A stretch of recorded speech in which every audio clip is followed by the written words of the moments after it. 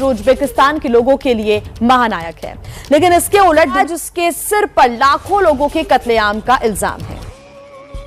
जिंदगी मौत से कितना ही लड़ ले, जीत तो आखिर मौत की ही होती है।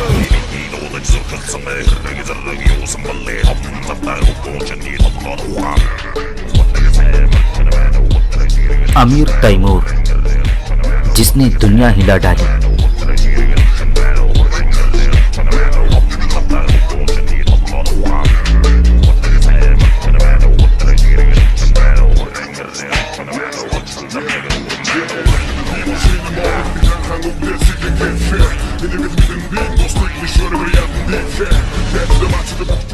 तैमूर की कभी भी शासन करने में दिलचस्पी नहीं थी।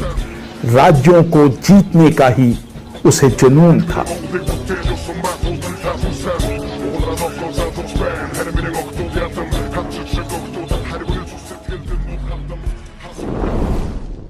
अमीर तैमूर अप्रैल 1336 ईस्वी में समरकंद के करीब एक गांव कीश में पैदा हुआ, जो आज उज़्बेकिस्तान में है। तैमूर दरअसल नस्ली एतबार से मंगोल था।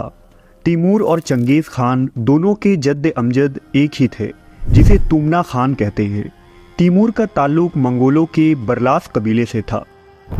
उसकी पैदाइश के वक्त वो इलाका चंगेज़ खान के बेटे चुगताई की बनाई हुई सल्तनत का हिस्सा था, लेकिन उस वक्त चुगताई हुकूमत कमज़ोर हो चुकी थी और मंगोल और तुर्क सरदार आपस में ही लड़ रहे थे।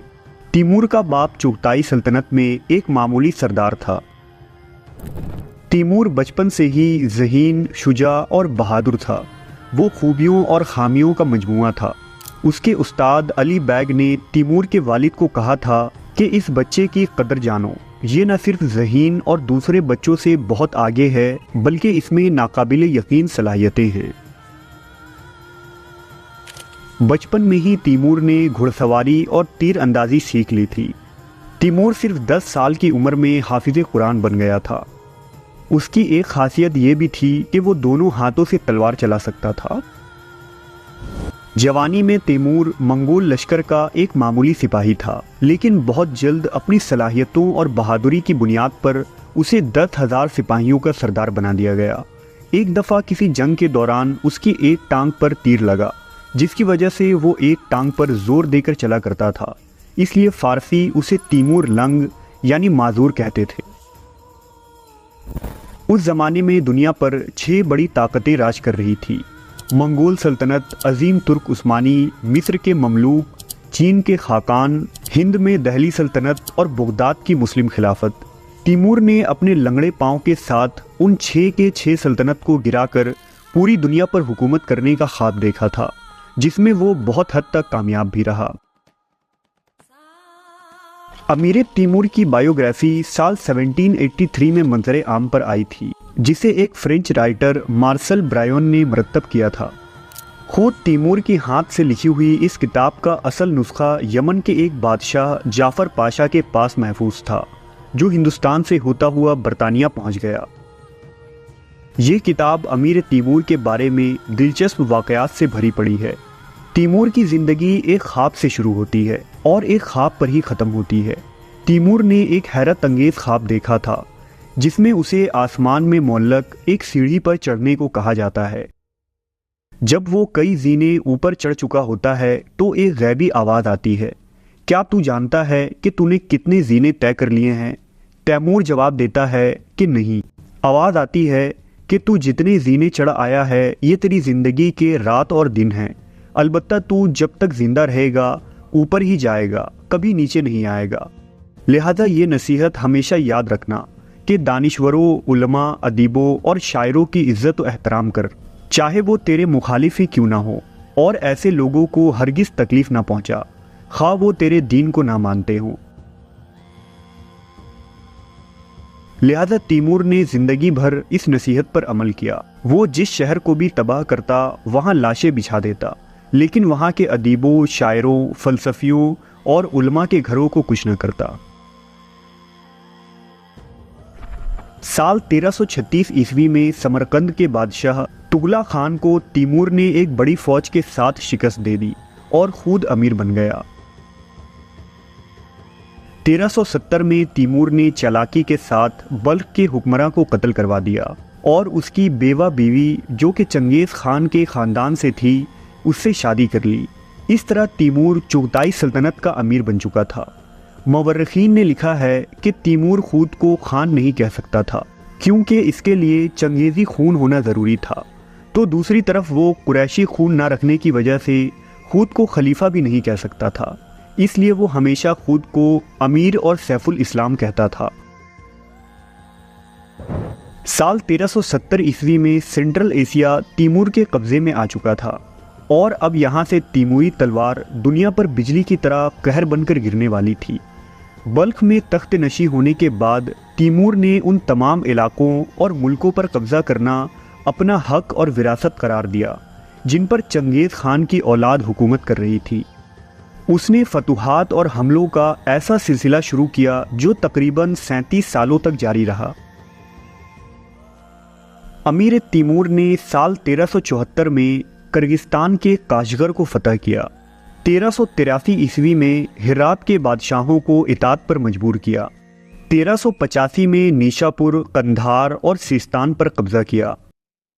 1386 में तैमूर ने ईरान की मुहिम का आगाज़ किया और बहुत जल्द आज़रबाईजान से इस्फहान तक शुमाली ईरान पर कब्जा कर लिया। इन फतूहात के दौरान तैमूर ने ऐसी बर्बरियत, दरिंदगी और तबाही मचाई जिसकी मिसाल तारीख में कहीं नहीं मिलती। तैमूर ने फतह के बाद शहर को जला डाला, लोगों को कत्ल करवा दिया, जंगी कैदियों को जिंदा दीवारों में चुनवा दिया। शहर शिराज में उसने 28 ऐसे मीनार बनवाए जो हजारों खोपड़ियों से बना था। साल 1398 में तैमूर ने हिंदुस्तान का रुख किया। हमले से पहले उसने ऐलान किया कि वो हिंदुस्तान के काफिरों के खिलाफ जिहाद करके गाजी कहलवाना चाहता है। हालांकि उस वक्त हिंदुस्तान में मुसलमानों की हुकूमत थी। अब तैमूर दिल्ली की तरफ बढ़ने लगा। उस वक्त दिल्ली पर तुगलक बादशाह नसीरुद्दीन की हुकूमत थी। पानीपत पहुंचने पर उसका सामना राजपूतों से हुआ, लेकिन तैमूरी तलवार के सामने राजपूताना खून भी ढेर हो गया। नादिर शाह तुगलक जंग के लिए बड़ी तादाद में हाथियों की फौज लेकर आया। तैमूर ने ऊंटों पर सूखी घास बांधकर उन्हें हाथियों की तरफ हाँक दिया। हाथी जलते हुए ऊंट देखकर भाग खड़े हुए और अपनी ही फौज को कुचलने लगे। तैमूर ने एक दिन में ही नसीरुद्दीन को शिकस्त देकर दिल्ली फतह कर लिया। उसने दिल्ली के तमाम हिंदुओं को ढूंढ ढूंढ कर कत्ल करना शुरू किया, जिनकी तादाद 1 लाख थी, और 4 दिनों में सारा शहर खून से लथपथ हो गया। उसने हिंदुओं के मुकद्दस मकाम हरिद्वार में भी खूब तबाही मचाई। दिल्ली उस वक्त दुनिया के अमीर तरीन शहरों में एक था।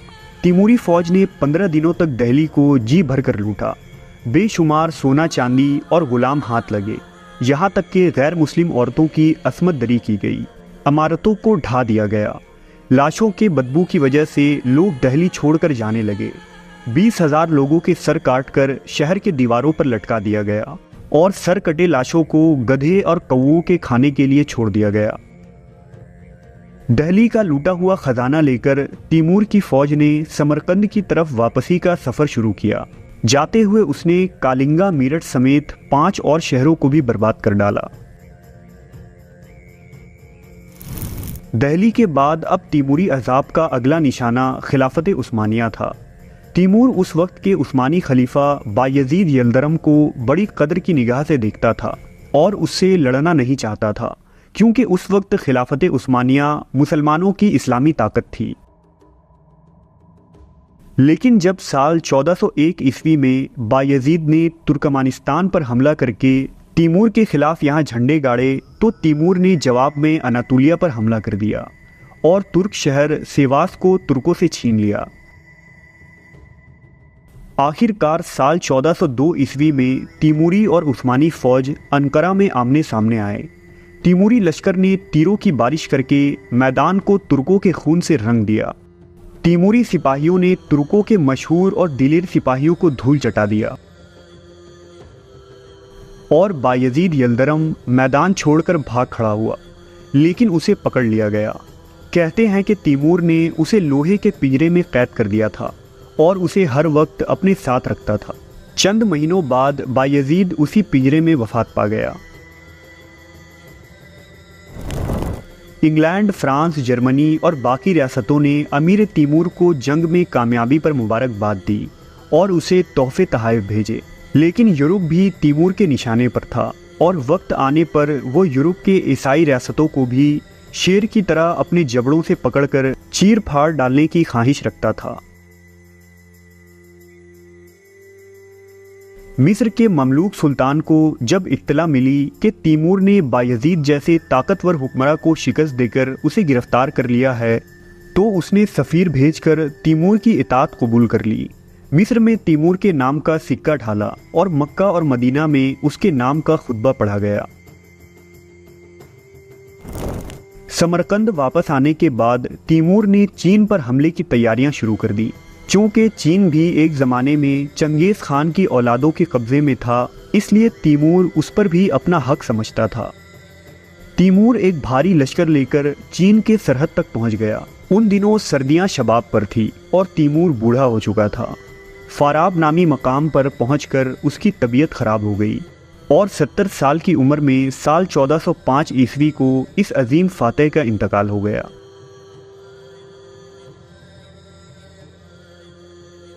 अमीर तैमूर का शुमार अजीम फातह सिकंदर आज़म, चंगेज़ खान और नेपोलियन के साथ किया जा सकता है। फतूहात की कसरत में वो शायद चंगेज़ खान को भी पीछे छोड़ गया था, क्योंकि चंगेज़ खान की सल्तनत का एक बड़ा हिस्सा उसके सिपा सालारों ने फतह किया था, जबकि तैमूर दिल्ली से इस्तांबुल तक और मॉस्को से दमिश्क और फिराज तक हर जगह कूद गया और हर जंग में खुद शिरकत की थी। तैमूर की हैरत अंगेज सलाहियतों से इनकार नहीं किया जा सकता, लेकिन उसने अपनी सलाहियतों से जो काम लिया वो इस्लामी रूह के ख़िलाफ़ था। उसकी तमाम फतूहात का मकसद ज़ाती मफाद और शोहरत थी। इस लिहाज से वो Khalid bin Walid, Tariq bin Ziyad, Ertugrul और सलाउद्दीन अय्यूबी के मुकाबले में पेश नहीं किया जा सकता। वो मुसलमान होने के बावजूद खून रेजी और सफाकी में चंगेज़ खान और हलाकू खान से कम नहीं था। दिल्ली, इस्फहान और दमिश्क में उसने बेशुमार बेगुनाह लोगों को मौत के घाट उतारा था। उसने शहर के शहर बर्बाद कर दिए थे। मुवर्रिखीन उसे भी मंगोलों की तरह अल्लाह का अजाब मानते थे। तैमूर बहादुर और दिलेर था, लेकिन शोहरत का भूखा, सख्त और जालिम था। इसलिए उसकी मौत के साथ ही उसकी सल्तनत भी ख़त्म हो गई। तुज़ के तैमूरी में तैमूर ने लिखा है कि मैंने हमेशा अवाम को अदल व इंसाफ दिया, ना तो अवाम के साथ ज़्यादा सख्ती की कि वो मुझसे नाराज़ हो जाएं और ना उन्हें इतनी आज़ादी दी कि वो बेकाबू हो जाएं। मैंने हमेशा मज़लूम की मदद की, जालिम को सज़ा दी, लोगों को माफ़ किया, हमेशा उलमा और सूफिया को अपने करीब रखा। जिसने मेरे साथ एहसान किया मैंने उसका बदला ज़रूर दिया। मैंने खुरासान पर फतह पाई तो 1.5 लाख खोपड़ियों का मीनार बनवाया, ताकि दुनिया जान ले कि मेरे आगे सर उठाने वालों का क्या अंजाम होता है। तैमूर तमाम जंग जीत कर भी हार गया और सुल्तान यलदरम से जीत कर भी गाजी न बन सका। वो इस्लाम के लिए लड़कर गाजी बन सकता था, लेकिन वो सिर्फ ज़मीन जीतने की ख्वाहिश रखता था, जबकि सुल्तान यलदरम पूरे यूरोप को फतह करके वहाँ इस्लाम का झंडा लहराना चाहते थे। तैमूर ने ज़्यादातर मुस्लिम रियासतों के खिलाफ जंगें लड़ी। खुदा ने तैमूर को 3 बार ऐसा मौका दिया कि वो सुरखरू होकर गाजी बनकर निकले। एक बार मॉस्को के करीब, दूसरी बार कुस्तुनतुनिया के नज़दीक और तीसरी बार हिंदुस्तान में। वो चाहता तो यहाँ इस्लाम के लिए जद्दोजहद करता और गाजी या मुजाहिद का लक़ब हासिल कर लेता, लेकिन उसने ये तीनों सुनहरे मौके को ज़ाय कर दिया। वो एक अजीम फातह होने के बावजूद फातह न बन सका। 20वीं सदी में जब पहली बार तैमूर की कब्र दरियाफ्त हुई तो उसके मज़ार पर लिखा था कि जब मेरे मुर्दा जिस्म को उठाया जाएगा तो ज़मीन कांप उठेगी। इस तहरीर को नज़रअंदाज करते हुए 1941 ईस्वी में रूस के 2 आर्कियोलॉजिस्ट ने तैमूर की कब्र को खोला तो कब्र के अंदर से एक तहरीर मिली जिसमें लिखा था कि जो शख्स मेरी कब्र को खोलेगा वो मुझसे भी खौफनाक हमला आवर को खोल देगा। और जिस रोज़ माहरीन ने तैमूर की कब्र को खोला, उसी रोज़ जर्मनी के एडोल्फ हिटलर ने रूस पर तारीख का सबसे बड़ा फौजी हमला किया।